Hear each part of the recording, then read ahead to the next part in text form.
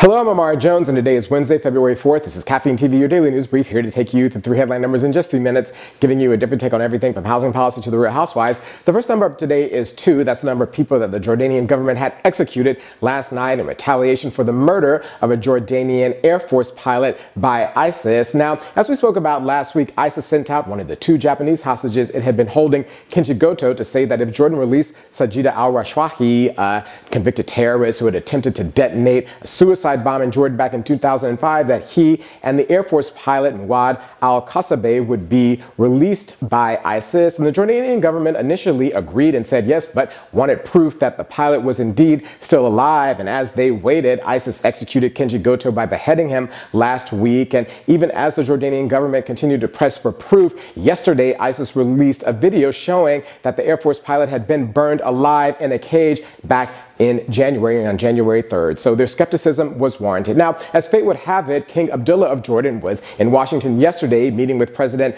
Obama about ISIS. And when he got the news, he released a statement that aired on Jordanian television. And we have a translation of that on our Facebook page. But he also ordered the execution of Sajida al-Rashwahi along with a fellow colleague of hers from al-Qaeda in Iraq. Now, all of this just underscores how complicated the situation with ISIS is in the Middle East and shows the lengths to which the organization is willing to go.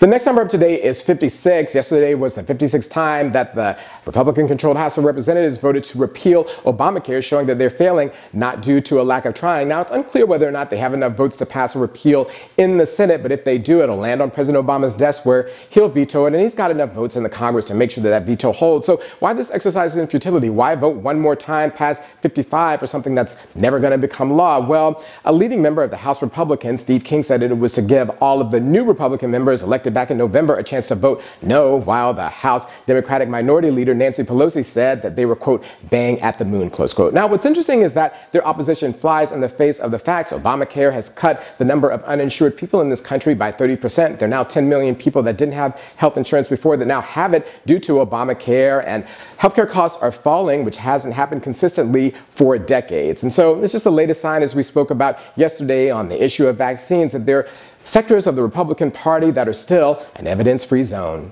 The last number up today is 22. That's the number of days and a new vegan meal plan launched by Beyonce for $30 a day. You can have plant-based meals approved by Bey delivered directly to your house, such delectable delights as hemp hummus on romaine lettuce. Now, Beyonce said that she was inspired to do this meal plan based upon the weight that she and Jay-Z lost back in 2013 from a vegan-based diet, and she's done this consumer-based version with her trainer, Marcus Borges. So if you want to be like Beyonce, you got to look like Beyonce, which means you got to eat like Beyonce, and now you can. My only question, though, is whether or not they have any vegan ham hocks for my collard greens, my kale.